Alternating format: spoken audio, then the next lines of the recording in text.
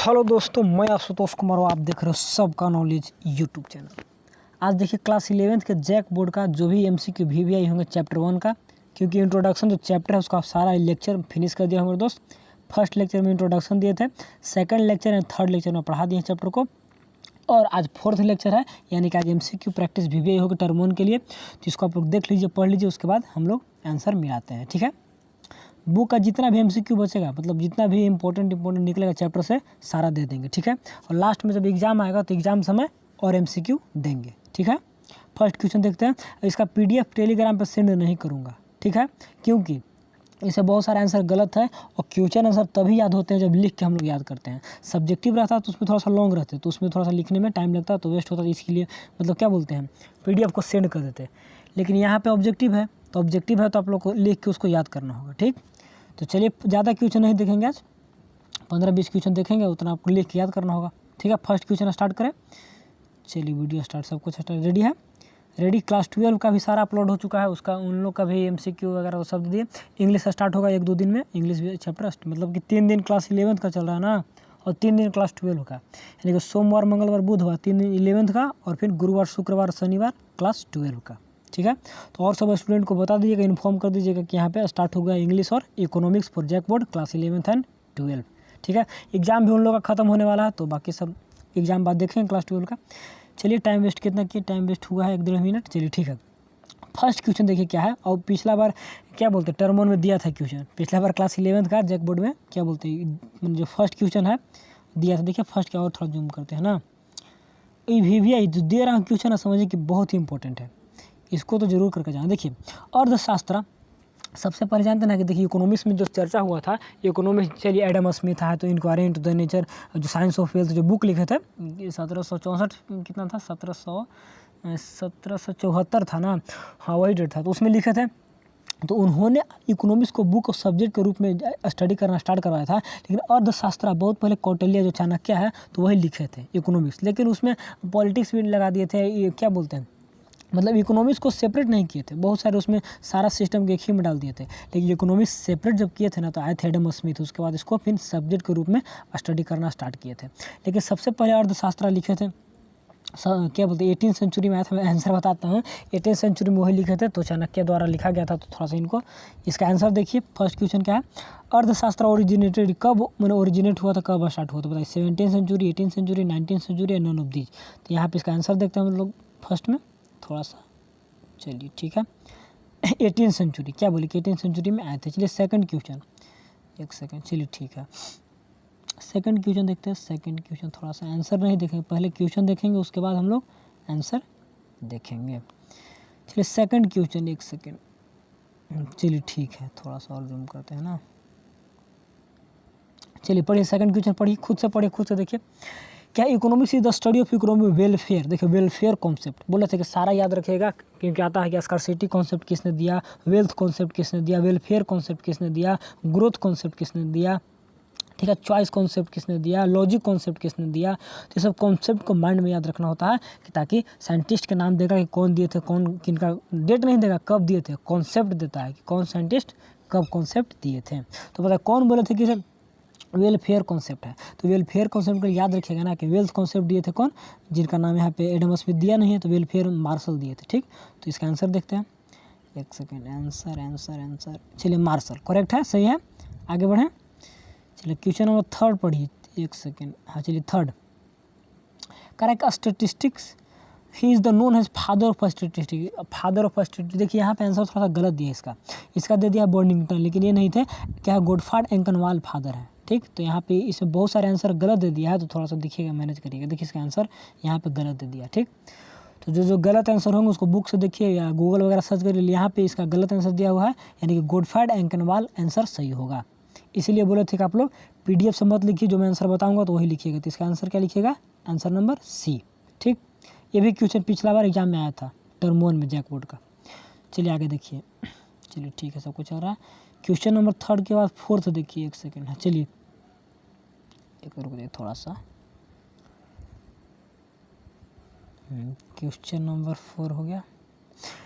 Correct, statistics is, तो क्या है, फैक्ट्स है, प्रेजेंटेशन है, न्यूमेरिकल डाटा है, या फिर नन ऑफ दीज है। तो तो स्टैटिस्टिक जो कलेक्शन, प्रेजेंटेशन, एनालिसिस, तो वही तो होता है सिंगुलर सेंस में जो देखते हैं ना, तो फैक्ट फिगर होते हैं, तो उन सब का उन्हीं सब से रिलेशन रखता है, जो कि प्रेजेंटेशन, एनालिसिस, ये सब बात को रखता है। तो यहाँ पे आंसर इसका क्या होगा, न्यूमेरिकल डाटा तो होता है, लेकिन न्यूमेरिकल डाटा से को प्रेजेंट किया जाता ना है, तो यहाँ पे प्रेजेंटेशन यहाँ पे क्या होंगे, करेक्ट आंसर होंगे, यानी कि प्रेजेंटेशन सही होगा। जो भी फैक्ट्स होते हैं, जो भी न्यूमेरिकल डाटा, तो सबको प्रेजेंट किया जाता है, एनालाइज किया जाता है, इंटरप्रेट किया जाता है, तो वही सबका स्टडी करता है, क्या बोलते हैं, वो सबका स्टडी करता है स्टेटिस्टिक्स। तो यही स्टेटस रहता है, यानी फिर स्टेटिस तो स्टेटस, तो फैक्ट्स है न्यूमेरिकल होते हैं, लेकिन उसी सबका स्टडी करता है, तो यहाँ पे प्रेजेंटेशन करेक्ट आंसर होंगे। ठीक, name of the book by the Kautilya, देखिए कौटिल्य द्वारा, कौटिल्य को चाणक्य ही बोलते हैं ना। देखिए एक सेकंड, क्वेश्चन नंबर 5, थोड़ा सा इसका आंसर देखते हैं ना, आंसर नहीं पहले ऑप्शन देखिए। ठीक है, जो कौटिल्य लिखे थे, तो कौन से बुक लिखे थे, यहाँ पे एक सेकंड देखिए, name of the book by क्या, कौटिल्य, एक सेकंड, चलिए कौटिल्य द्वारा कौन सा बुक लिखा गया था, देखिए थोड़ा सा इसको देख लेते हैं। पीडीएफ में इसका भी, पीडीएफ इसका नहीं दिया था। इकोनॉमिक्स, वार्ता, कृष्णा वाल्मीकि एंड वशिष्ठा, फिनोनोबदिस, ये चारों बुक में से कौन से बुक लिखे थे, कौन, कौटिल्य या फिर चाणक्य। तो आंसर देखिए, इसका आंसर क्या होगा, इकोनॉमिक्स। ठीक है, यानी कि अर्थशास्त्र जो लिखे थे ना, तो कौन थे, चाणक्य। अर्थशास्त्र वही इकोनॉमिक्स हो गया ना, तो कौन लिखे थे, वहाँ हिंदी में दिया था, अब इंग्लिश में, तो इकोनॉमिक्स चाणक्य द्वारा लिखा गया था 18वीं सेंचुरी में। आगे बढ़े, क्वेश्चन नंबर चलिए फिर इन द ब्लैंक्स आ गया, एक नंबर का भी था, तो इसको भी थोड़ा सा देख लीजिए। Adam Smith is known has, तो क्या होंगे, एडम स्मिथ, तो फादर यहाँ पे होंगे ना, फादर है इकोनॉमिक्स के, तो यहाँ पे हो गया। इसका आंसर में देखिए, आंसर फादर करेक्ट है। आगे देखें, नेक्स्ट चलिए, the difference between wants and क्या हो गया यहाँ पे, wants and science, wants and choice, wants and logic, थोड़ा सा सोचना होगा, जो आंसर होगा उसको करेक्ट करके याद करना होगा। देखिए इसका आंसर इंटेंसिटी, जो हम लोग सोच रहे थे कुछ नहीं है, साइंस, उसका क्या है, डिफरेंस बिटवीन किस, वांट्स एंड इंटेंसिटी, यानी कि चाहत और जो तीव्रता होती है, दोनों के बीच में अंतर हम लोग को देखना रहता है। ठीक, आगे देखें, सारा क्वेश्चन पीडीएफ में नहीं मिलेंगे, कुछ चैप्टर में जो पढ़िएगा ना, बुक बोले थे कि बुक आप पढ़ना चाहते हैं, तो क्या अनुपम अग्रवाल जी का बुक पढ़ सकते हैं, तो बुक या फिर स्कूल कॉलेज में जहाँ पढ़ाया जाएगा, तो उसके अनुसार, अगर नहीं कहीं पढ़े हो तो यहाँ मैं दे रहा हूँ, तो उसको याद कर लीजिए। ठीक, बाकी तो हम लोग चैप्टर में जितना पढ़े उतना पढ़े हैं। चलिए आगे देखिए, second, collection is example of, बताइए कलेक्शन किसका एग्जाम्पल है, तो फिर इन द ब्लैंक से देखिए क्या इसका आंसर होगा, उसको याद करिएगा। एक सेकंड, स्टैटिस्टिक्स, क्या स्टैटिस्टिक्स, कलेक्शन, प्रेजेंटेशन, एनालिसिस, सारा कुछ होता है, जो सिंगुलर सेंस में देखते हैं ना, तो सारा कुछ, तो यहाँ पे स्टैटिस्टिक्स भी होगा। ठीक, आगे देखें, प्रेजेंटेशन एग्जाम्पल ऑफ स्टैटिस्टिक्स, कुछ भी भरा सकता है ना, तो थोड़ा सा जो फिल इन द ब्लैंक्स होगा, तो उसको याद करना होता है, तो उसको लिख के याद करिएगा। ठीक, question number 4, statistics is an as well as, क्या है, स्टैटिस्टिक है, तो साथ में स्टैटिस्टिक्स के साथ और क्या है, तो और देखिए क्या है, एक सेकेंड, साइंस है, स्टैटिस्टिक्स और उसके साथ साइंस भी इसको बोल सकते हैं। ठीक, आगे देखिए क्वेश्चन नंबर 5, चलिए, when the 6 economist gather they have, कितना ओपिनियन रहेगा, जब 6 अर्थशास्त्री एक साथ खड़े रहेंगे, एक साथ ग्रुप डिस्कशन करेंगे, तो वहाँ पर कितने ओपिनियन, कितने विचार होंगे, बताइए। तो 6 तो है, तो 6 तो उन लोग का रहेगा विचार, लेकिन एक पहले से तो एग्जिस्ट कर रहा है यूनिवर्स में, वर्ल्ड में, एक तो थाउट पहले से होंगे, लेकिन 6 इन लोग का थाउट होगा, तो यानी कि 7 थाउट यहाँ पे इसका करेक्ट आंसर होंगे। थोड़ा सा देख लेते हैं आंसर, 7 थाउट। ठीक है, तो ये कुछ भी हो सकता है, 6 इन लोग का होगा, तो 7 थाउट होगा। चलिए इसके बाद ट्रू और फॉल्स बताना है कि ट्रू है या फिर फॉल्स है। ठीक, एक सेकेंड रुक जाइए।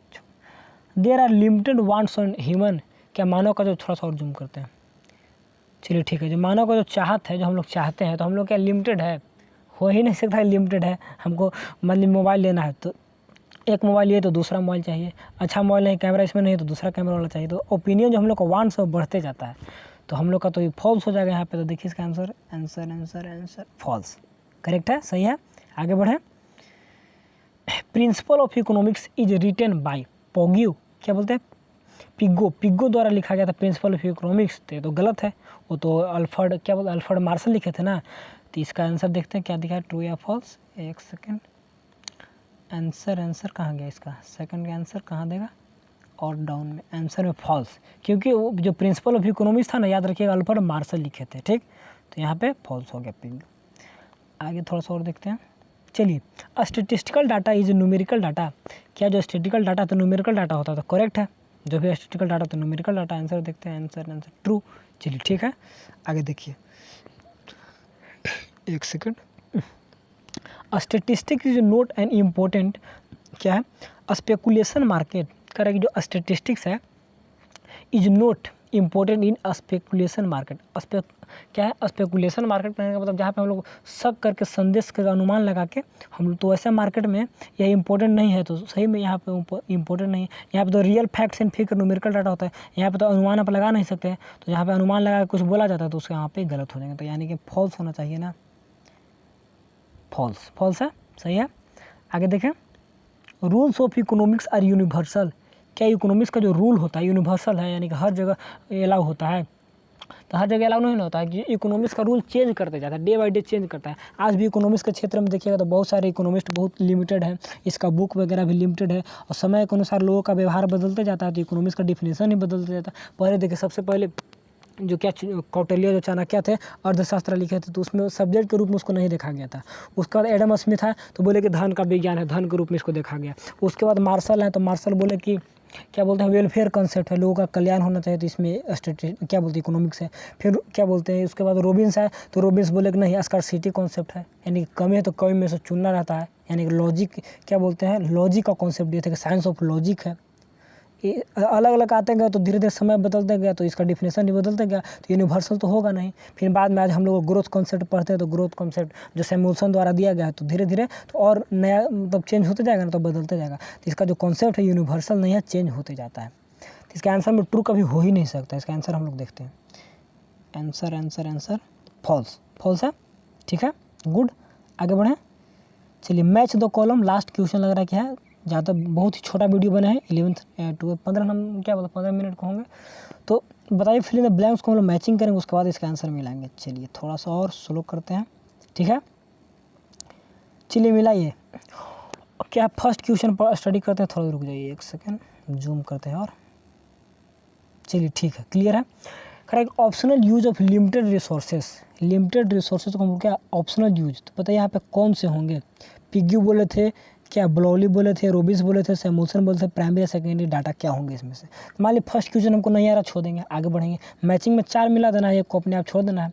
चलिए money is the measuring of sources. Money किसका मेजरिंग ऑफ सोर्स, कौन बोले थे, ये भी छोड़ दीजिए, आगे बढ़िए। Statistic is the science of counting. Science of counting ये भी छोड़ दीजिए, नहीं आ रहा है। कलेक्शन ऑफ डाटा, तो कलेक्शन ऑफ डाटा भी नहीं आ रहा है, तो इसको भी छोड़ दीजिए। And development related to definition of economics, तो कौन दिए, तो हमको तो यहाँ से मिल गया। जो ग्रोथ कॉन्सेप्ट दिए थे तो सैमुअल्सन दिए थे, तो यहाँ पे फर्स्ट में मिल गया, यानी कि 5 का कौन हो जाएगा, 5 का हो जाएगा डी, एगो मिल गया। चलिए फोर्थ में कलेक्शन ऑफ डाटा, तो डाटा हम लोग या तो प्राइमरी करेंगे कलेक्ट या फिर सेकेंडरी, तो इसका भी क्या होगा, इसका भी हो गया यानी कि फोर्थ नंबर का हो गया ई, ठीक। अब देखिए statistic is a science of counting, तो ये बोले थे शायद नाम याद रखना होगा, तो पोगी बोले थे, देखना होगा थोड़ा सा। Money is the measuring of source, ये भी कौन बोले थे, और optional use of limited resources. ये देखिए तीनों है ना, तो तीनों यहाँ पर नाम होगा, तो तीनों का कौन बोले थे इसको याद करना होगा, ठीक। तो अब देखिए हम लोग पढ़े थे चैप्टर में, 2 PDF में पढ़े तो उसका कॉन्सेप्ट से मिल गया। लेकिन जो नहीं पढ़े, जो बुक में दिया है, तो बुक जो में दिया है तो उसको याद करना होगा। तो इसका आंसर देखिए याद कर लीजिएगा। थोड़ा सा आगे बढ़ते हैं, ठीक। देखिए क्या आंसर दिया है, थोड़ा सा याद करना होगा। देखिए फर्स्ट में क्या है, optional use of limited resource में स्कार्सिटी कॉन्सेप्ट यहाँ से माइंड में रखिएगा कि लिमिटेड रिसोर्सेज का ऑप्शनल यूज यानी कि चुन के यूज करना होता है, तो स्कार्सिटी कॉन्सेप्ट तो रॉबिन्स दिए थे, क्लियर हो गया, ठीक। यहाँ पे डायरेक्ट स्कार्सिटी कॉन्सेप्ट नहीं दिया, तो थोड़ा सा घुमा कर दिया, तो घुमा कर दिया तो याद रखना होगा, ठीक। Money is the measuring of source, तो यहाँ पे पिग्यू बोले थे, हमको भी नहीं पता था, हमको भी याद नहीं था, हमको भी याद हो गया कि money is the measuring of source. तो मैंने किसी भी मापने का मनी होता है, मनी से आप किसी को भी माप सकते हैं, किसी को मेजर करना है ना, तो मनी के रूप में आप टर्न कर सकते हैं। तो money is the measuring of source, ठीक है, स्रोत का मापन करता है। उसके बाद statistic is the science of counting, यानी कि क्या काउंटिंग का साइंस है, तो साइंस ऑफ काउंटिंग कौन बोले थे, तो क्या है बॉली तो हो गया कंप्लीट। देखिए science of wealth, science of welfare, science of logic, तो सब कुछ हम लोग को पता था, एक लास्ट मिल गया कि साइंस ऑफ काउंटिंग। तो काउंटिंग यानी स्टेटिस्टिक्स से बात करते हैं, यहाँ पे कौन थे, क्या बॉली, तो बॉली याद रखिएगा। तो ये मान लीजिए 1 नंबर में देगा, ऑप्शन दे के 4 पूछ देगा कौन थे, तो याद रहेगा तब ना। स्कार्सिटी कॉन्सेप्ट चलिए लिमिटेड जहाँ पर रहेगा तो ठीक है, ठीक। फिर मेजरिंग याद रखना होगा, पिग्यू, दोनों में से कोई एक याद रखिएगा, एक तो अपने आप से मैचिंग हो जाएगा। तो यही छोटा सा वीडियो आज का 15 मिनट का रहा आप लोग का, जो भी MCQ था मैंने सारा कुछ दे दिया हूँ। लास्ट क्वेश्चन और क्वेश्चन है क्या, 1 वर्ड, अच्छे थोड़ा सा और बच रहा है ना, हमसे सेकेंड हो गया। चलिए ठीक है, देख लेते हैं। According to Marshall economics is what type of science, तो मार्शल के द्वारा क्या है वेल्थ कॉन्सेप्ट था, तो देख लेते हैं। यानी कि सोशल, यानी कि सोशल वेल्थ, लोगों का कल्याण हो जाए, वेलफेयर कॉन्सेप्ट था, सॉरी वेल्थ तो एडम स्मिथ दिए थे, यानी कि मार्शल दिए थे कौन, वेलफेयर कॉन्सेप्ट, यानी कि सोशल, यानी कि लोगों का सामाजिक कल्याण हो। ठीक है, आगे देखिए और क्या, who wrote the book discovery of nation wealth, तो ये तो एडम स्मिथ लिखे थे, वही था inquiry into the nature, full पूरा नाम है inquiry into the nature science and wealth of nation, तो वेल्थ ऑफ नेशन से शॉर्ट में याद रखिएगा तो कौन लिखे थे, एडम स्मिथ, हो गया। थर्ड देखिए, what is the statistics in singular, तो सिंगुलर में क्या होता है, तो प्रेजेंटेशन, कलेक्शन, यही सब तो देखते हैं क्या है, रूल्स, वही रूल्स है, प्रेजेंटेशन, कलेक्शन, इंटरप्रिटेशन, एनालिसिस, तो कैसे क्या करना, तो रूल्स होता है, पहले कलेक्ट करना है, उसके बाद प्रेजेंट करना है, एनालाइज करना है, इंटरप्रेट करना है, तो ये स्टेटिस्टिक्स सिंगुलर में क्या रूल्स को दिखाता है। ठीक, who give the analytical definition of economics, analytical definition, तो ये शायद अल्फ्रेड मार्शल दिए थे, देखते इसका आंसर, नहीं Robins, analytical, sorry analytical definition Robins दिए थे, एक सेकेंड, आंसर गलत लग रहा है थोड़ा सा, इसको थोड़ा सा नेट करके थोड़ा सा गूगल वगैरह देखिएगा, ठीक है ना, एनालिटिकल डिफिनेशन, एक सेकेंड, मैंने सोचना विचारना, तो रॉबिन्स स्कार्सिटी हो सकता है, इसमें कन्फ्यूजन है थोड़ा सा, इसके आंसर में हमको थोड़ा सा डाउट है, ठीक ना, तो रॉबिन्स थोड़ा सा देखिएगा, इसका डाउट है, ठीक। From which language statistics has been derive, कहाँ से आया, तो ग्रीक वर्ड स्टेटस से आया है ना, कि लैटिन वर्ड है, एक सेकेंड, स्टेटिस्टिक्स एक लैटिन ग्रीक वर्ड है, ग्रीक वर्ड स्टेटस से आया है, थोड़ा सा इसका भी हमको कन्फ्यूजन है, ठीक ना, यहाँ पे इंग्लिश नहीं, स्टेटिस्टिक्स इंग्लिश से नहीं आया है, स्टेटस ग्रीक वर्ड है, ग्रीक वर्ड से आया है, देखिएगा इसका भी 2 क्वेश्चन पे कन्फ्यूजन है, तो इसका थोड़ा सा आप लोग सर्च करके नेट गूगल से देखिएगा, ठीक।